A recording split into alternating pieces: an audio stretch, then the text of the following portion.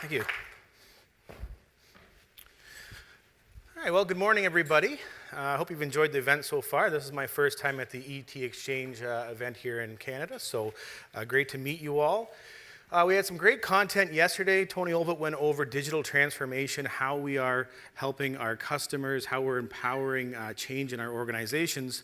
But of course, when we do that, we have to make sure that we are keeping cybersecurity top of mind. We want to make sure we're keeping our customers' data secure and safe as we make this digital transformation. So we can move on to the, is this me? There we go. So a couple quick themes I wanted to bring up for our presentation today. One being that you're only as strong as your weakest link. So what we have here is an individual went out, he locked up a job site or a construction site or what have you. He bought this really high-end stainless steel Mastercraft lock, he grabbed a chain, but of course he didn't really have a plan, he didn't measure to see how much chain that he needed. He got to the job site and it was too short. So he used this ad hoc solution, he added his own link using a zip tie, so obviously that whole system is compromised, he's not safe at all. In our next picture here, we have the idea that locks only work if you know how to use them. So this individual here, they've gone out, they've purchased this really cool kryptonite lock. I'm sure it's high-end. It's supposed to protect their bicycle here. They've wrapped it around the pole. That's a great start, but they didn't read the directions. They don't know how to use the lock, and they wrapped it around the seat instead of the frame. So obviously, you can pop the seat off, and you have that bicycle. It's not actually secure. Now this individual must live in Montreal or anywhere but downtown Toronto where I live. Someone was nice enough to leave a note saying, hey, you're not doing this right. In Toronto, his bike would be gone. So we're really good at buying locks. We're really good at spending money trying to figure out how to secure our organizations. And this is our overall IDC forecast. We look at the market. This is very high level across hardware, software, and services. So in 2018, we're spending about $2.6 billion trying to secure our organizations. We're doing that across the solutions, so hardware and software, as well as services. And today, that's about a 50-50 split. Going forward, we're going to be spending more and more money on services. Going out to 2022, we're going to be spending about $3.3 billion trying to secure our organizations. And there's all sorts of different patterns that we see. Those are very high-level numbers. If you get in and look at the individual technologies, we're always kind of looking for the next best thing. If you go back to 2015 or 2016, we still had a lot of focus on the actual perimeter itself, so spending a lot of money on next-generation firewalls. During that time, vendors like Cisco and Checkpoint, Palo Alto, Fortinet, all seeing double-digit growth. Of course, investing in the perimeter is important, but it's not the end-all. We've seen a move to different technologies. So now I would say 2016, 2017, we saw this big push in next-generation endpoint security, or EDR, moving from a signature-based to an algorithmic. But again, that's not getting us where we need to be in terms of cybersecurity. And finally, when we get tired of all these different solutions, we move towards services. So services is that faster growing piece of the market. And in services, it's really the managed security services piece, monitoring and managing devices on the network, where we see the majority of the growth going forward.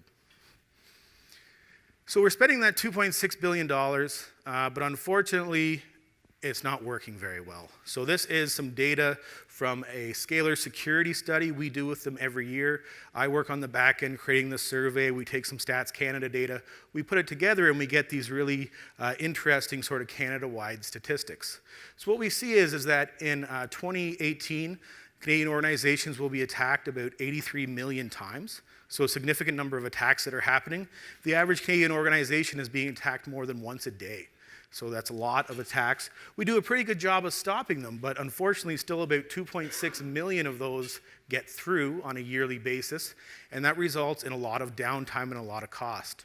So downtime over 800,000 days, that sounds really high, but of course, if you're an organization with 1,000 employees, you have a ransomware attack, you have 1,000 laptops down, that adds up quickly. And of course, the number of records exposed from these breaches is quite significant. So we estimate about 100 million records will be exposed this year. Not all of those are going to be your IP or your PII, but some of that will be included there as well. And finally, when you look at the hard costs associated with that downtime, with the loss of IP and everything else, including your soft costs, which would be damage to your brand, we estimate a breach cost of about $3.7 million per organization. Now, of course, that's going to vary with vertical and size, but that's the average that we calculate. I want to show this slide here because I think sometimes we forget about how heavily weighted the Canadian market is to small business. So there's about just over 1 million organizations here in Canada. About 97.6% of those are small businesses, so less than 100 employees. About 2.4% is the mid-market, so 100 to 1,000. And then we only have about 1,800 organizations here that are over 1,000 employees. Now, despite that heavy weight on small organizations in terms of IT spend, it's inverted. It's those 1,800 large organizations that are spending the majority of the revenue on IT. But we get this idea here in Canada and other regions as well, is that if I'm a small organization, I'm not going to be attacked. I'm one of that 97.6%. I don't have the data that they're looking for, et cetera. And that just simply isn't true. So this, again, is from that same security study. At the top left, we have the types of data that organizations are storing. And this is from your highly sensitive data, so your top secret data, versus sensitive versus public.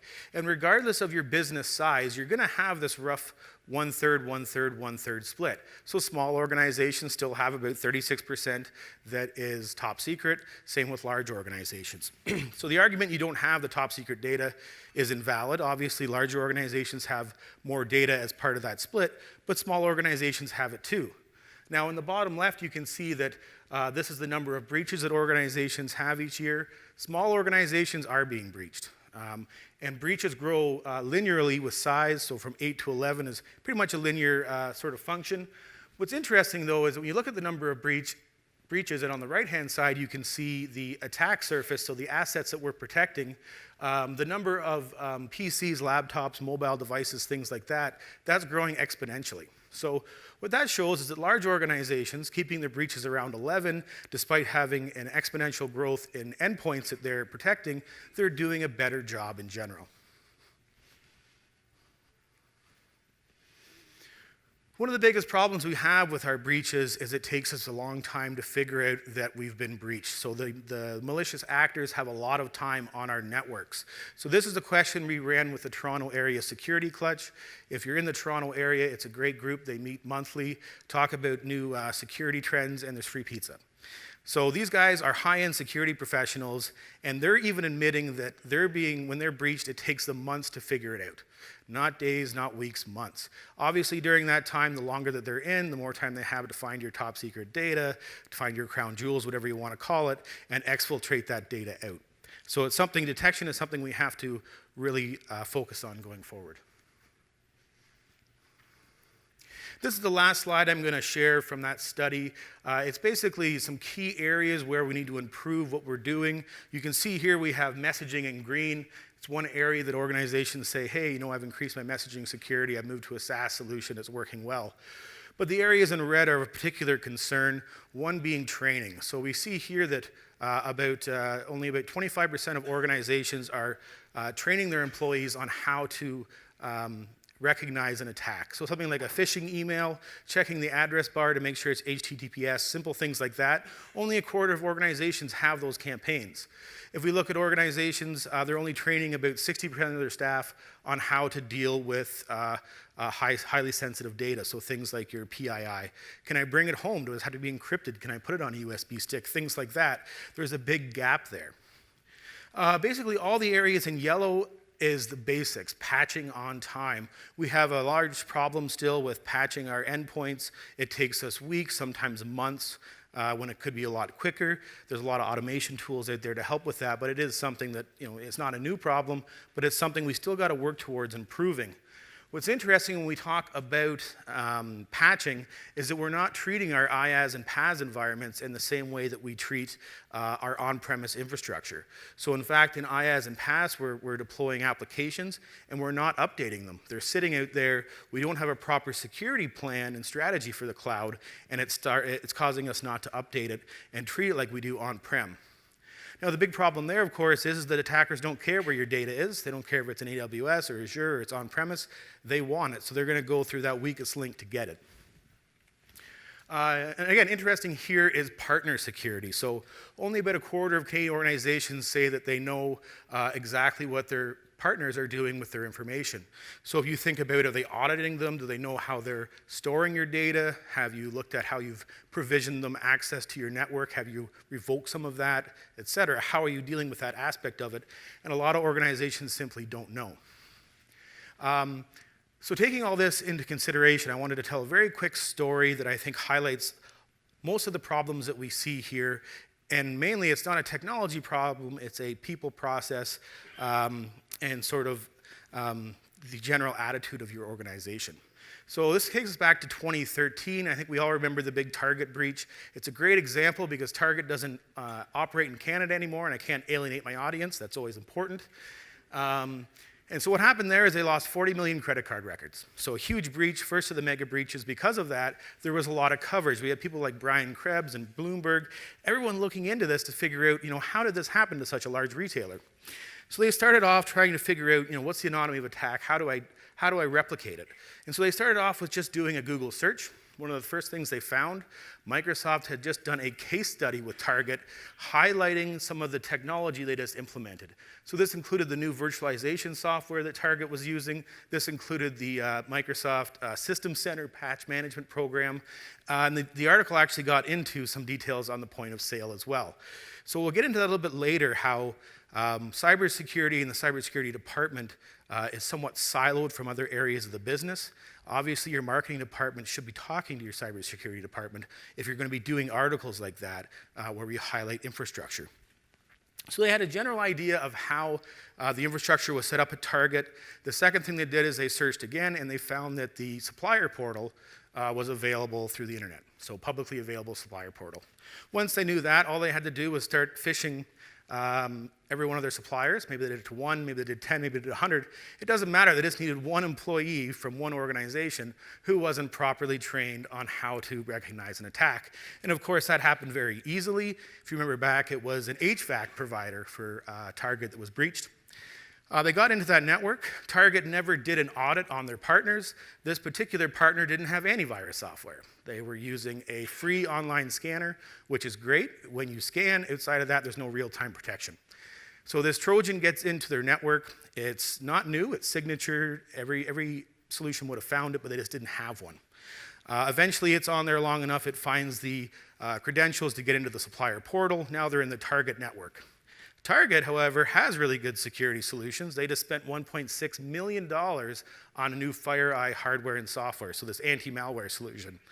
And the FireEye boxes are going off like Christmas trees. They're saying, hey, something's wrong, you have to look at this. But unfortunately, either the staff didn't know how to work the new solution wasn't configured properly, they had problems with false positives or what have you, but the idea is the technology was there, but no one knew how to use it. And then, of course, 40 million records later, Target's out of Canada. Target has had the brand damage that they may never recover from. So again, that's a idea there where anywhere along that chain, using proper practices and training could have stopped it. It wasn't necessarily the hardware that's the problem. You could throw more money at that, wouldn't necessarily have stopped the breach. Now, I painted a pretty negative picture about the Canadian market. We were saying we're being breached, we're not doing things right, we're slow. I want to change gears and talk about some areas where we are starting to improve and talk about some of the pain points that we have. So this is actually a couple of different survey questions we run each year. We're asking Canadian organizations, what do you think the probability is, and what do you think the impact would be if any one of these devices or an employee or what have you is breached? And you can see here we have 2 years of data, 2017 and 2018, 2018 in red. Excuse me. The good news here is that every year we're seeing it move to the right. So up and to the right. Everyone's becoming more concerned about these different attack vectors, and they're seeing that the probability of them being breached is getting higher. So as we move to the upper right, our concern over security is going up, which is great. You can still see a couple issues, though. It doesn't really matter which one of these vectors I use to get into your network. Once I'm in, I have access to your data, so they should be clustered together and moving up to the top right. What's very interesting here is that all Canadian organizations agree that employees are the biggest problem. But on the next slide here, you can see in the bottom right, we're still not doing that training. So are we training our employees on things as simple as web and email security? No, over 50% of organizations say, I might train 25% of my staff on that. So what we have here are the major pain points for Canadian organizations on the left. Basically, what are your critical roadblocks that you run into when you're trying to improve your security posture? Number one this year was the new and changing threat landscape. That's interesting. Number two is lack of budget. We always see it around moving from 1 to 2. But I think number three is a big theme of 2018 is this lack of employee knowledge. And this is actually two questions we put together. It's a lack of IT staff knowledge, and it's also a lack of general security hygiene knowledge for the general staff. And on the top right, you can see who needs the training. And again, it's the IT and the ops staff. They have to deal with that new and changing threat landscape, but they don't have the training to do so. As we go down here, you can see number 4 is a lack of formal plan or process. Usually in historical questions, in previous questions of this, what we've seen is a lack of leadership being number 4 or 5. So now they're saying it's not a lack of leadership, we just don't have any plan whatsoever. It seems like it's going in the wrong direction. But you can see that about just under 50% of Canadian organizations have some sort of security plan. That's great. They're using things like PCI DSS or the NIST Cybersecurity Framework to develop that, and that's great. But the problem we see is once they've developed this framework and they've developed this strategy, is that they think that they're done. They think of it more of a maturity scale. They get near the top. They've matched their risk appetite. And then they stop. But the problem is that their technology, their business is always changing, especially with digital transformation, but they don't update their plan. So this is a great question here. We ask them, how often are you assessing threats and risks that are happening to your organization? And you can see there are some organizations that are doing it quite often, monthly, quarterly, even 6 months is probably great, but there's those 15% of organizations that do it every couple of years. So if you're doing it every 2 or 3 years, you think back, what was I using for infrastructure in 2015? You guarantee you've added some SaaS applications. You may have an additional PaaS platform or IaaS, maybe a high-level C-suite executive left. There's all these things that have happened that would require you to reassess risk and look at your cybersecurity strategy. So we're very slow at that, and there's 13% of organizations that simply have never done it. So that's very concerning as well. Getting back to departments being siloed, cybersecurity not interacting enough with different departments. This question here is, how often are we talking cybersecurity? How often are we meeting with the board and the C-suite? And you can see here there are some organizations that are doing it on a quarterly basis and monthly. That's great. Yearly, fine. But 37% of organizations don't talk to the board until something goes wrong. So basically, we've been breached, call the privacy commissioner, we're in trouble. And that's too late, that's reactive versus proactive, it's something we have to work on. And it's not just the C-suite we need to talk to, we need to be bringing marketing in, we need to be bringing in sales, sorry. We need to have these conversations on a quarterly basis with our cybersecurity team to make sure that, that we're safe and secure. This is a great example of adopting a technology and then making a plan. So this is, we're asking about cloud adoption here in Canada. On the left-hand side, we're asking organizations, you're moving to cloud, you're adopting new SaaS offerings, what have you. What are you doing to secure that? And we see if you're a vendor, this is great news. As usual, we're just going to throw a bunch of more money at the problem. So 15% of organizations say, I'm going to be adding more security solutions. So maybe I'm going to add a virtual firewall for the first time or what have you. We have 61% saying they're going to augment their existing solutions. So they're going to be adding something like maybe a sandboxing SaaS service with their firewalls or what have you. There are those 24% that say that, we're not going to be adding net new. We're going to retire some of our on-premise infrastructure, whether it be content management appliances, and use SaaS instead. But for the most part, we're throwing more money at the problem. And then on the right-hand side, you can see, what is your strategy? So as you move into cloud, as you adopt these new services, we see the number one thing that Canadian organizations are doing now is they're learning about shared responsibility. And that's great to see. It's something we've been trying to push out into the market for a long time and help with education there. The idea is that if you have IaaS, PaaS, or SaaS, your responsibilities with your provider change drastically in terms of security solutions. So if I have a SaaS deployment, I don't have much responsibility on my side, but if I have a IaaS solution, I have to do things like encryption, log management, make sure I'm monitoring the environment, et cetera. So they're learning about that. That's great. Number 2, deploying single sign-on, so throwing some more money at the problem. But if you look down at number 5, then after they've done all of these things, that's when they create their plan. So they've adopted the technology, they've bought solutions, and then they go out and they actually add the cloud strategy to their cybersecurity plan. So doing things backwards. This is a quick look at the market. We're breaking it up by the NIST Cybersecurity Framework, so just showing you where we're spending the most of our money. And this is our own mapping. It's basically a rough mapping of where we're spending, where we need to spend more. So 2.1 billion on that protect side, so that's the lock we talked about throughout the conversation today. Detection, 300 million we're spending there, so that'd be your SIM solutions, maybe your EDR solutions, things like that. We're seeing a lot of growth there. We're trying to get that detection number down, but still probably not spending enough in that area. And then when you look at respond and recover, we don't have very much focus here. Now, you could argue we could pull in some revenues from disaster recovery from things like hardware arrays and things like that, storage arrays. But in terms of pure security, what we're really doing, we see a lot of organizations go out to an MSSP and they're buying 40 or 80 hours of instance response, and that's where they leave it. So very simple. Identify, we see a lot of our consulting services there, so auditing, things like that, doing the identifying the assets, that side of things. But we really need to see that detect and respond and recover get a little bit more attention by Canadian organizations. And again, looking at the challenges that these organizations face, this is a survey question we're asking these organizations, how many security vendors are you using? So this isn't products, this is vendors. You can see because we are that mid-market to small organization focus here, a lot of organizations are using 1, so that'd be home business with antivirus. 2 might be a doctor's office with antivirus and firewall. But as you hit that mid-market, you can see the mid-market's using 8 to 10 different vendors already, and they're going to be using more than one solution per vendor. So it could be 20 or 30 different solutions they have to secure a mid-market organization.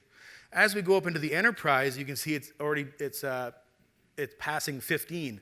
And again, if you think there's more than one security solution per vendor, this could be dozens and dozens of different solutions that they're managing. Another quick look at the market, talking about the fragmentation that exists. If you look at this chart here on the left, our pie chart, we have the vendors, the top 6 vendors represent about 46% of the market. That's extremely fragmented. The hardware side has seen some consolidation. We see someone like Symantec purchasing Blue Coat a few years ago with Cisco and SourceFire. We've seen that consolidation, but software remains basically the Wild West. And it makes sense. If you look on the right-hand side, that's just our IDC product taxonomy. We have to update that every year or so because things change so much. But you can see you can be a provider of a point product in any one of those buckets. And that's what organizations have to think about when they're trying to protect their entire attack surface. Because of this fragmentation, because of the troubles that they have trying to manage these solutions, what we're seeing is that the IT department is being affected. So your typical network administrator now is using a full day on security. If we look back last year, that was a smaller number. It continues to grow every year. And the problem with that, of course, is that's not really what a network administrator's job is supposed to be. He's supposed to be spending more time on traffic optimization. So things like quality of service to make sure that his customers are having a great experience, to make sure that his other employees are having a good experience with the technology they're using. But unfortunately, between troubleshooting and security, we're seeing that bar get squished out of the picture. And of course, when you become very frustrated with all these solutions, how fragmented it is, it's using up all your time, you try to outsource it. And so these are the top 3 reasons why Canadian organizations are moving to managed security services. They all have to do with staff. So we keep talking about, and we've gone over it many times now, this lack of knowledge of the threat landscape. Number 3, a lack of recruiting. We're just simply not graduating enough security analysts from our programs here locally. And number two there, staff availability and constraints is very interesting. This really has to do with monitoring the network 24/7. So if you want to have 24/7 monitoring, you need to have 3 shifts with multiple different analysts. We see that the managed security service providers themselves are really struggling with this. We're seeing MSSPs with revenues of 5 to 10 million a year in managed security services. They're opening up offices in the UK, in Australia, basically all over the world, chasing down this talent so they can have the 24/7 monitoring. So it's a big problem not only for Canadian organizations, but the providers too. Finally, what's interesting, number 5, is less expensive than delivering ourselves. So organizations are seeing that if they want a complete security solution, managed security services is the way to go. It's not that the services are becoming cheaper over time, they're probably becoming more expensive, but they're realizing to properly protect their attack surface across cloud and mobile and everything else, it's just going to be too costly for them to do in-house.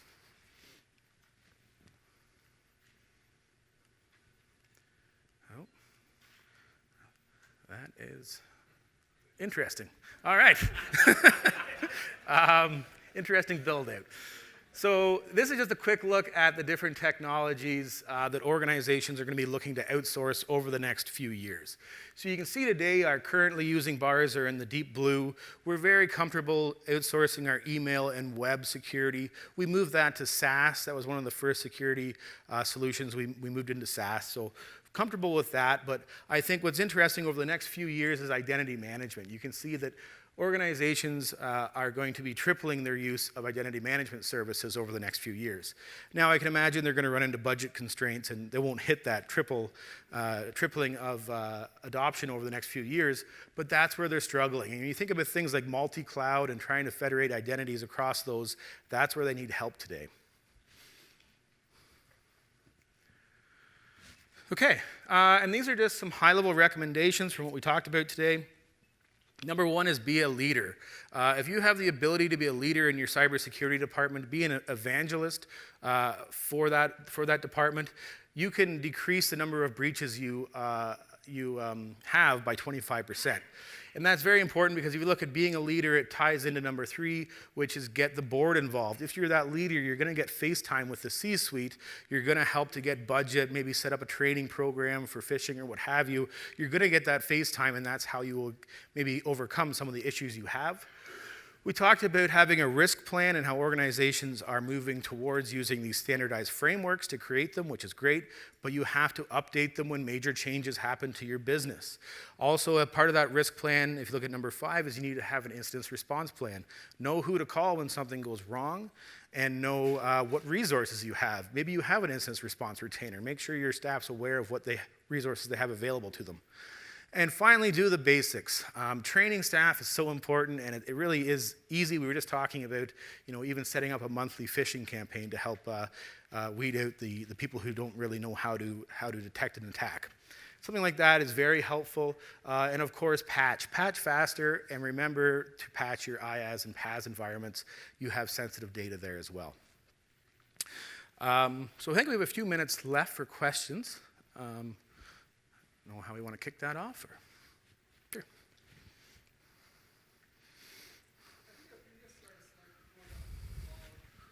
Why they are going to manage security services. Is it one of the, this is the one. Yep. Is it one of the reasons is that executives are kind of saying like, I know I can't control it. I give it to somebody else and it's their headache instead of being my headache. I don't see that anywhere in the numbers over here.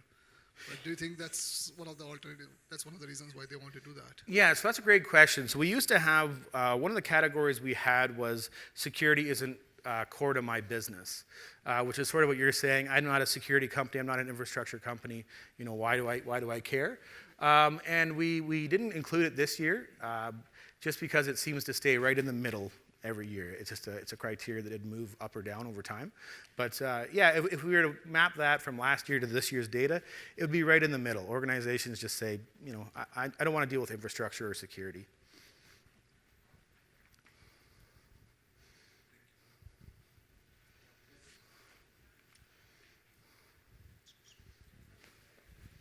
Kevin, can you speak quickly about some of the attack vectors? I didn't see any stats on whether or not they have changed. Like I think you mentioned in one of the slide decks that email's gotten better in terms of us training our folks, but what about other vectors?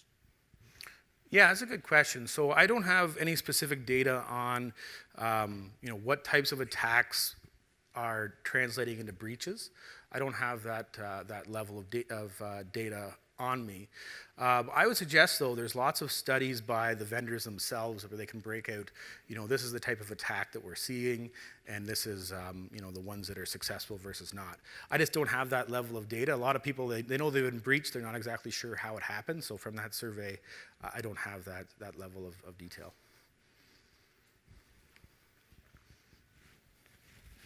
Just on that note, there's a Canadian cybersecurity infrastructure group that would have those types of numbers and details and that kind of thing. So Yeah, the resources are out there for sure.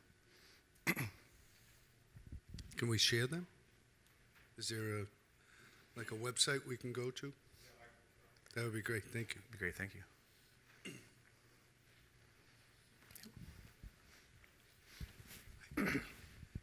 Hi. One of the questions I have is managed security services going to help us bring security to the speed of the business?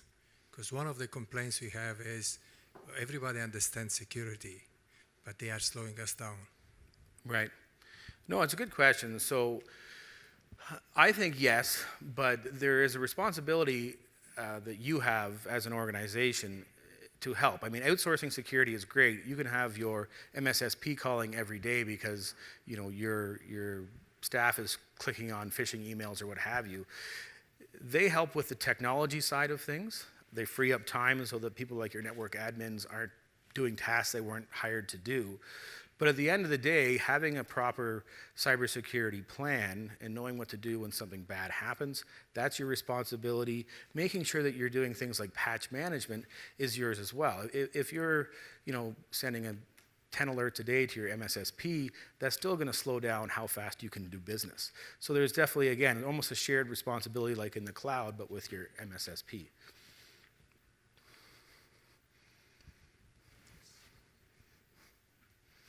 I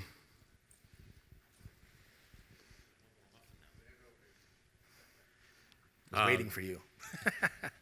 The slide quite earlier that talked about attack vectors, you categorize messaging, and you really talk about email only. Outside of that, there's a lot of other types of messaging. Can you speak to the concerns or the realities around the attacks around all the other methods that we use for communication, messaging being instant messaging and the different platforms, voice, conference calls, and this lack of security around voice or anything like that? Right. No, that's a great question, and it's something we're actually doing the study again this year, and we're trying to expand that. So, well, you're talking about messaging across different social platforms and UC and C. We didn't import that into this study, but I agree with you. There's definitely some big concerns there, and there's going to be breaches happening. So we may not be capturing that as well as we could, but unfortunately, I don't have any additional data points for you on that today.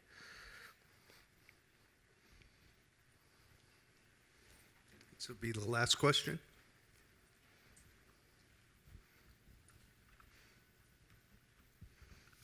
Kevin, do you have any metrics or stats on who are the best vendors out there for managed security? There's so many of them.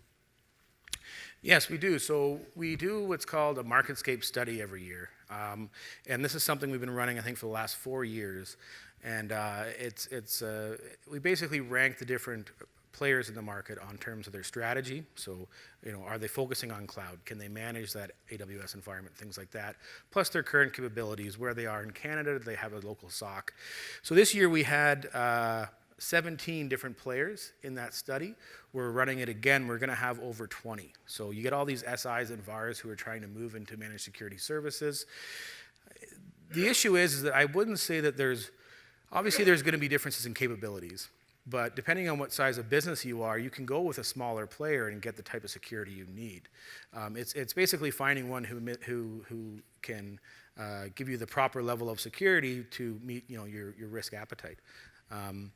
So that said, it is a big study. We also do another type of study as well. We do vendor perception. So we ask them, Canadian organizations, what was your experience with vendor A versus B, to give you an idea of who's having a better customer experience. But from the MarketScape, I think there was 5 or 6 leaders. A lot of the names that you think you would see in there, everywhere from I think it was Bell, Telus, Deloitte, IBM, and I think maybe the Herjavec group was in there.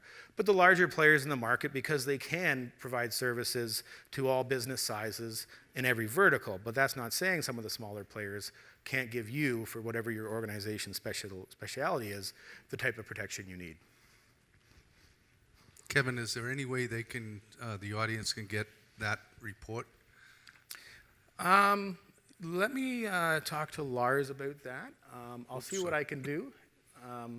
It might be available through maybe the IBM website or a few others, but I'll check that out and get back to you. Great, thank you. Thanks. Ladies and gentlemen, Kevin, great job.